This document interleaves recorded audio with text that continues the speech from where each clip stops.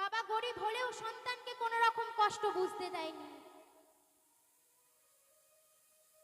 খেটে সন্তানকে বড় করে তুলেছে। এবার মা, সন্তানরা বড় হয়েছে, কেউ হয়েছে ব্যারিস্টার, কেউ হয়েছে ইঞ্জিনিয়ার, আবার কেউ হয়েছে ডাক্তার। তা 3 সন্তানকে মানুষ করে তুলেছে। এবারে একদিন বাবা রাস্তা দিয়ে হেঁটে হেঁটে যাচ্ছে, একজন সাধুর সাথে দেখা হয়েছে। হরে কৃষ্ণ। হরে কৃষ্ণ। ভালো আছেন তো?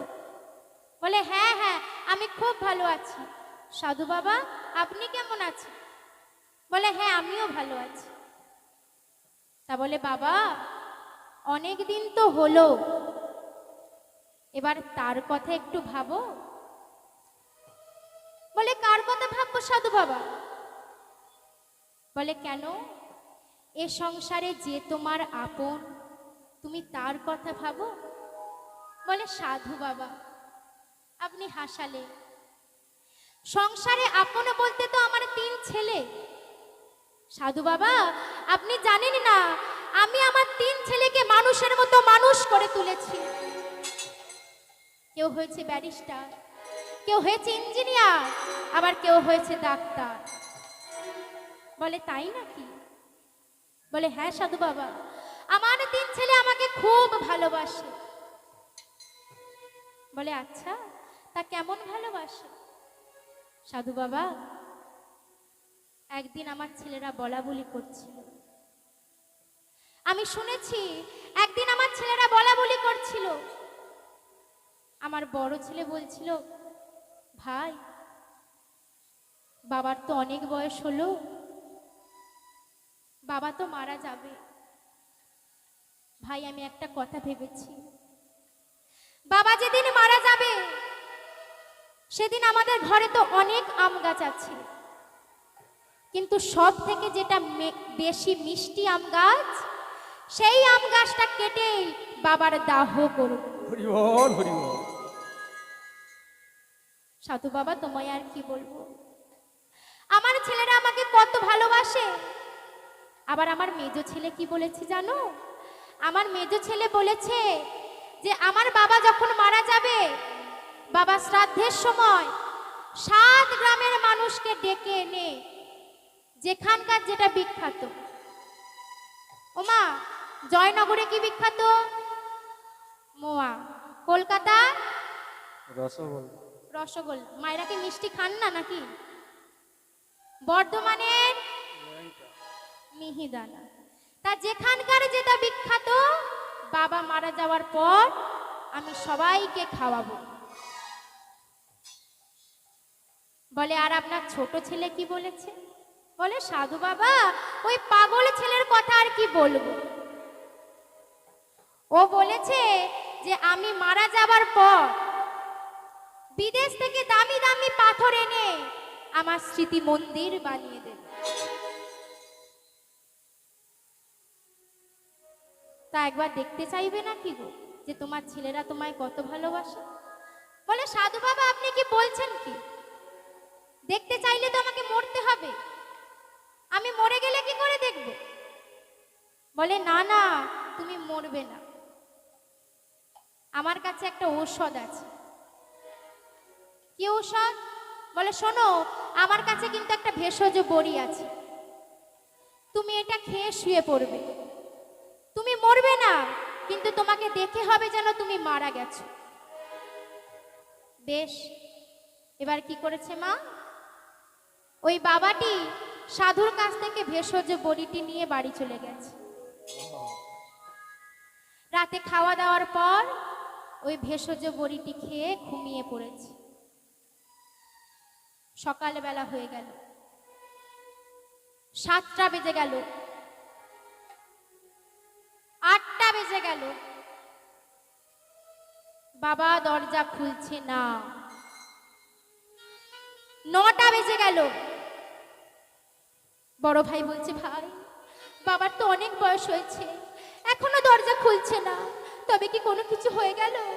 এখনো কেন বাবা দরজা খুলছে না? ভাই, বাবা,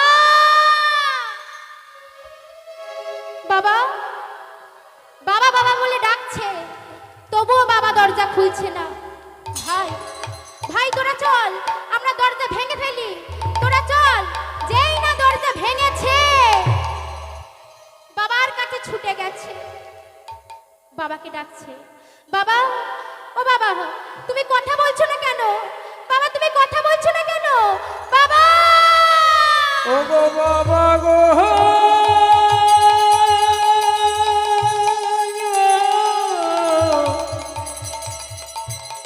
ও গো বাবা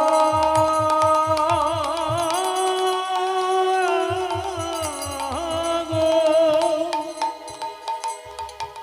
বাবা তুমি দরজা খোলো না কেন গো, ও গো বাবা বাবা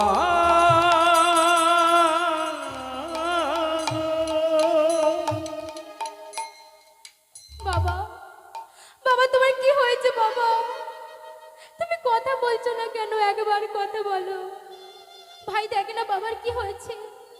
বাবা কোনো কথা বলছে না, বাবাকে নাড়া দিচ্ছে। বাবা একবার কথা বলো, বাবা একবার বলো কথা বলো, বলো বলো গো, একবার কথা বলো। বাবা তোমার কি হয়েছে?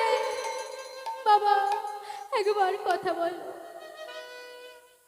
অনেকক্ষণ কান্নাকাটি করার পর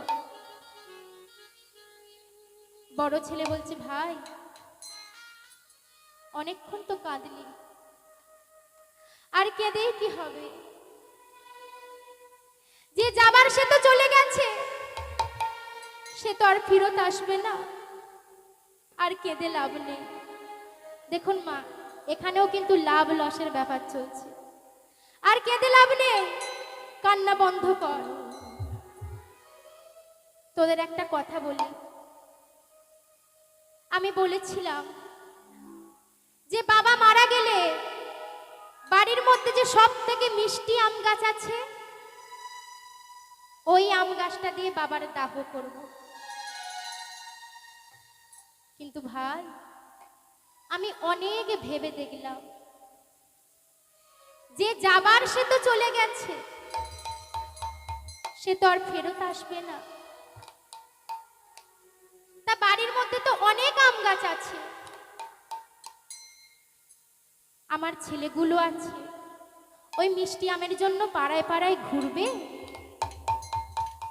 তা বাবার দাহ করব বলেছি, যে কোনো একটা আম গাছ দিয়ে করলেই তো হয়। তাই আমি ঠিক করেছি যে বাড়ির মধ্যে যে আম গাছটা সব থেকে টক, সেই আম গাছটা দিয়েই বাবার দাহ করব। দেখুন মা, এই সংসার আমাদের কতটা ভালোবাসে। মেজো ছেলেও বলছে, ভাই আমিও বলেছিলাম যে বাবা মারা যাবার পর যেখানকার যেটা বিখ্যাত, জয়নগরের, কলকাতার, বর্ধমানের, মিহিদানা যেখানকার যেটা বিখ্যাত সেখানকার সেটাই এনে 7 গ্রামের লোককে ঢেরা পিটিয়ে ডেকে এনে খাওয়াবো। হরিবল হরিবল। কিন্তু শোন, আমাদেরও তো ছেলে আছে, বাবা যেমন আমাদের জন্য ভেবে রেখেছে, আমাদেরও তো দায়িত্ব আছে। তাই 7 গ্রামের লোককে ডেকে না খাইয়ে বাবাকে যারা নিয়ে যাবে, ওই 3-4 জনকেই ডেকে এনে খাওয়াবো। ওই বর্ধমানের মিহিদানা, জয়নগরের মোয়া, কলকাতা রসগোল্লা, এগুলোও যেমন মিষ্টি, তেমনি বাতাসা, গুড়, এগুলোও তো মিষ্টি। হরিবল হরিবল। ওই 3-4 জনকে এগুলোই খাওয়াবো। তখন মা আবার শুনে ছোট ছেলেও বলছে, দেখ দাদা, আমিও বলেছিলাম যে বাবা মারা গেলে বিদেশ থেকে দামি দামি পাথর এনে স্মৃতি মন্দির বানিয়ে দে। তা যে যাবার সে তো চলে গেছে, তার জন্য এত টাকা খরচ করে কি লাভ? ওই বিদেশ থেকে দামি দামি পাথর আনলেও যেমন স্মৃতি মন্দির তৈরি হবে, আর এমনি বাঁশের বেড়া দিলেও সেটা স্মৃতি মন্দির হবে। নিতাই গৌর হরি বল। তখন মা বাবা মনে মনে ভাবছে, কাদের জন্য আমি এরকম ভূতের মতো ব্যাগার খেটেছিলাম, আমি কাদের জন্য এরকম ভূতের ব্যাগার খেটেছিলাম, এরা আমাকে এত ভালোবাসে, আমি তো জানতামই না। এবার মা বাবা উঠে বসেছে, ছেলেরা গিয়ে বাবার কাছে দৌড়ে গেছে, বাবা বাবা তুমি ঠিক আছো?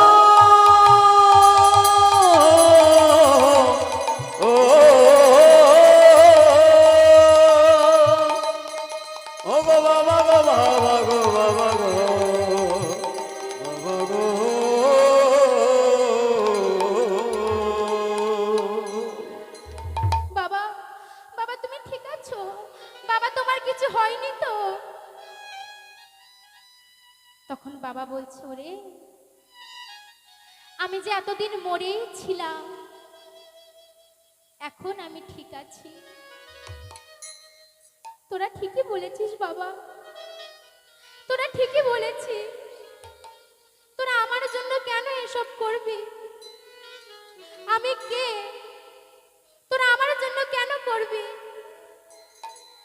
এতদিন আমি মরেছিলাম, আজ আমি বেঁচে উঠেছি, আজ আমি আর এই সংসারে থাকবো না। তাই বাবা দৌড়ে চলেছে সেই সাধু বাবার কাছে।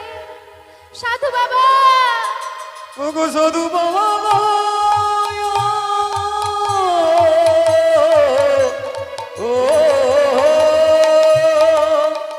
ওগো সাধু বাবা তুমি কোথায় গেলে গো? আমি তোমার সাথে সাথে যাব গো। সাধু বাবা, আপনি আপনার চরণে আমায় আশ্রয় দিন সাধু বাবা।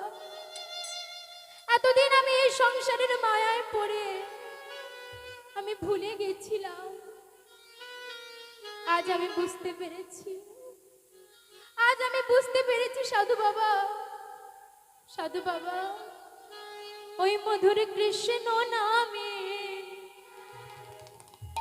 কাঁদবে কবে আমার পরাম। হরি বল হরি বল। কৃষ্ণ নামে কাঁদবে কবে আমার পরাম। মধুর কৃষ্ণ নামে কাঁদবে কবে আমার পরাম। মধু কৃষ্ণ নামে কাঁদবে কবে আমার পরাম। কৃষ্ণ নামে কাঁদবে কবে আমার পরাম। মধুর কৃষ্ণ নামে কাঁদবে কবে আমার পরাম। কৃষ্ণ নামে কাঁদবে কবে আমার পরাম। আমি কবে যাব সকল ছাড়ে, কবে যাব সকল ছাড়ি। কবে যাব সকল ছাড়ে। কবে যাব সকল ছাড়ি। মধুর বৃন্দাবন কৃষ্ণ নামে কাঁদবে কবে আমার পরাম। নিতাই গৌর প্রেমানন্দে হরি হরি হরি বল। কাঁদবে কবে আমার পরাম। মধুর কৃষ্ণ নামে কাঁদবে কবে আমার পরাম। মধুর কৃষ্ণ পরাম। তামা এই সংসার আমাদের কতখানি ভালোবাসে। যতক্ষণ স্বার্থ থাকবে ততদিনই এই সংসার ভালোবাসবে। যতদিন স্বার্থ থাকবে ততদিনই এই সংসার ভালোবাসবে। আর তখন কেউ ডেকেও জিজ্ঞাসা করবে না বাবা কেমন আছো, মা কেমন আছো। আর কেউ ডেকেও জিজ্ঞাসা করবে